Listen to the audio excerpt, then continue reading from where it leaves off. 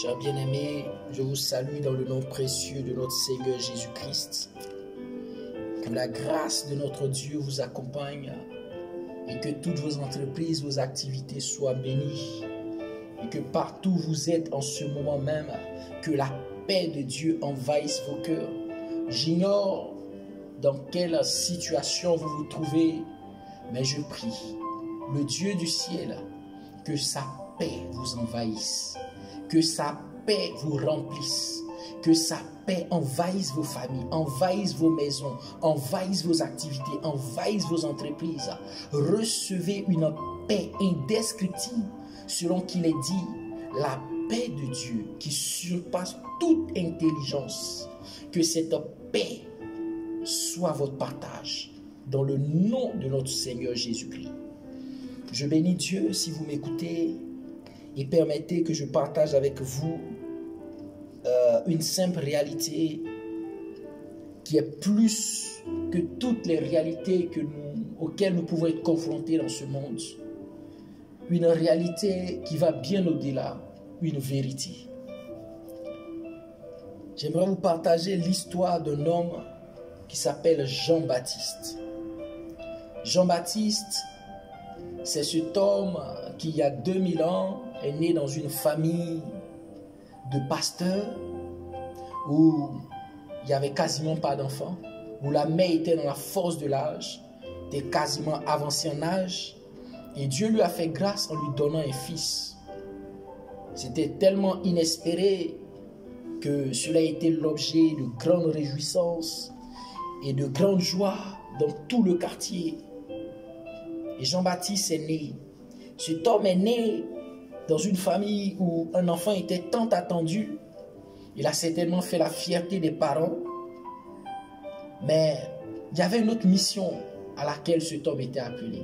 Il a mené une drôle de vie, ce Jean-Baptiste. La Bible dit qu'il était vêtu de poils de chameau, qu'il se nourrissait de sauterelles et de miel, et qu'il vivait à l'écart des hommes dans le désert. Il a vécu loin des hommes, cet homme. Loin de tous les plaisirs auxquels on peut courir, loin de toutes les difficultés, la course effrénée aux bénédictions, la course effrénée à la richesse. Cet homme a vécu en dehors de tout ça. Et un matin, les habitants de sa ville se sont réveillés et ils ont commencé à entendre, ils ont commencé à percevoir une voix lointaine. Et ils ont commencé à se rapprocher petit à petit. Tous étaient intrigués, une voix qui nous réveille au matin et qui crie ça et là. Tous étaient intrigués et petit à petit ils ont commencé à se rapprocher de cette voix.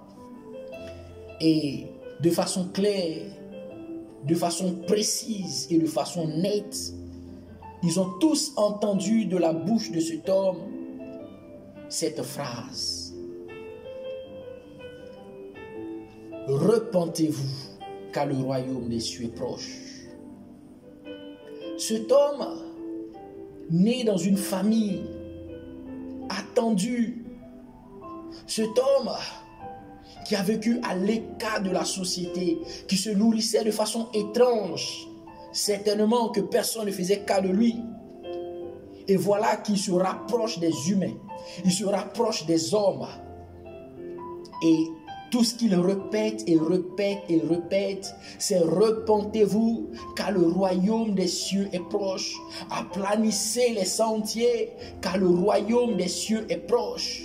Cet homme répétait aux personnes pauvres, aux personnes riches, aux personnes politiques, aux personnes de la vie en société et même aux autorités religieuses. Repentez-vous car le royaume des cieux est proche. Certainement à des pécheurs de grande notoriété, à des hommes qui ne craignaient pas Dieu, à des paysans, à des pêcheurs, à toutes sortes de personnes, à toutes sortes de catégories de personnes. Cet homme a répété, repentez-vous, repentez-vous, car le royaume des cieux est proche.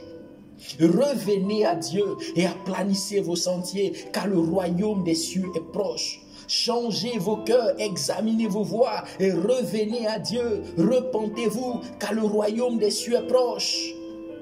Intrigués, des groupes ont commencé à se former et ils ont commencé à se rapprocher de cet homme pour lui dire, mais écoute, peux-tu être plus clair et précis? Qu'attends-tu de nous et qui es-tu? Il dit, je suis venu vous annoncer la venue d'un grand homme qui lui viendra pour ramener vos cœurs à Dieu. Moi, j'ai juste été envoyé pour préparer le chemin de ce grand homme qui arrive. Et il a commencé à donner des conseils précis. À vous qui vivez de cette façon, changez ceci. À vous qui vivez ainsi, changez cela. À vous qui vivez ainsi, changez cela. Il a exhorté les gens à revoir leur vie en les préparant à la venue d'un grand maître, d'un grand Seigneur, d'un grand Sauveur. Et la Bible dit, dans le zèle de cet homme, il perdit la vie. Il perdit la vie parce qu'il passait tout son temps à dénoncer les péchés, au point de dénoncer les péchés de certaines autorités politiques qui se croyaient au-dessus de Dieu. Et il perdit la vie. Mais non, il n'y a pas de quoi être désolé, parce que c'est la mission que Dieu a assignée à cet homme. Venir prêcher la repentance à l'humanité et quitter ce monde. Et aussitôt qu'il perdit la vie, on entendit un autre grand homme dans une autre grande ville commencer à dire, repentez-vous car le royaume des cieux est proche. Repentez-vous car le royaume des cieux est proche. Et cet homme a passé près de 3 ans de sa vie à expliquer aux uns et aux autres qu'ils devaient changer de vie parce que le royaume des cieux était proche. Mais que veut dire le royaume des cieux est proche? Le royaume des cieux, c'est la rencontre avec ton Dieu. Le royaume des cieux, c'est le retour de Dieu sur terre, le rétablissement de toutes choses. Le royaume des cieux dont il est question, c'est bientôt toi et ton Dieu. Toi et ton Dieu face à face. Toi et ton Seigneur face à face. Toi et ton Créateur face à face. Sans faux fuyant, sans fioriture, sans artifice. Toi et ton Créateur face à face. Toi et ton Créateur sans tes grilleries. Toi et ton Créateur sans ton argent. Toi et ton Créateur sans tes diplômes. Toi et ton Créateur sans ta beauté. Toi et ton Créateur sans tes talents. Toi et ton Créateur sans ta connaissance. Toi et ton Créateur sans ta famille. Toi et ton Créateur sans tes amis. Toi et ton Créateur sans tes petites amies. Toi et ton Créateur sans tes femmes. Toi et ton Créateur sans tout ce sur quoi tu peux compter dans ce monde. C'est de cela qu'il est question. Repens-toi car bientôt tu vas rencontrer ton Créateur face à face. Face à face. Pour un compte rendu précis, pour un compte rendu où chaque minute, chaque heure, chaque jour, chaque semaine, chaque mois, chaque trimestre, chaque semestre, chaque année de ta vie sera passée au peigne fin. Repentez-vous car le royaume des cieux est proche. Je t'exhorte à la repentance, mon ami. Je t'exhorte à revoir ta vie et à venir à te réconcilier avec ton Dieu. Et la réconciliation dont il est question ne passe que par Jésus-Christ. Je t'exhorte à te rapprocher de Jésus-Christ afin de te repentir entièrement et d'obtenir le pardon de tes péchés. Ne veux-tu pas, mon ami, recommencer ta vie sur de nouvelles bases? Ne veux-tu pas te réveiller un matin et avoir cette assurance que toute ta vie antérieure, toutes tes actions ont été effacées et qu'une nouvelle vie s'offre à toi? C'est cette alternative que je te présente au travers de Jésus-Christ. Si tu acceptes Jésus-Christ aujourd'hui, ta vie antérieure, truffée d'erreurs, de fautes, truffée de péchés, truffée d'abominations, sera effacée aux yeux de Dieu. Si tu acceptes Jésus comme ton Seigneur et ton Sauveur personnel aujourd'hui, mon Dieu me dit de te dire que ta vie antérieure, où tu as commis des braquages, où tu as commis des vols, où tu as commis des adultères, où tu as commis des avortements, où tu as commis toutes sortes, oui, de méfaits, sera effacée.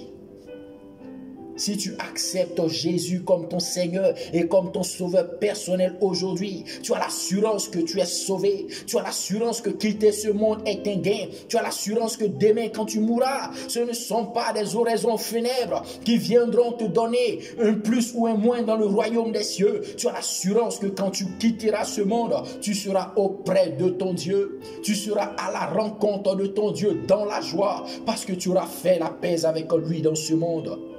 Si tu veux donner ta vie à Jésus-Christ, si tu veux te repentir, changer de vie, si tu veux repartir à zéro, si tu veux avoir un nouvel ami, un nouveau Dieu avec qui repartir à zéro sur de nouvelles bases, si tu veux avoir la paix que Dieu donne, la paix que Dieu procure dans ce monde, je t'exhorte à faire avec moi cette prière.